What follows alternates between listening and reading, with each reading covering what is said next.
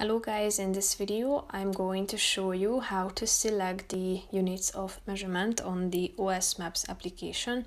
But first I just want to mention, don't forget to subscribe to my channel because at 10,000 subscribers I am going to show you my whole YouTube revenue statistics and growth strategy, how to make money online. Now let's jump into it. First of all, open the application on your phone.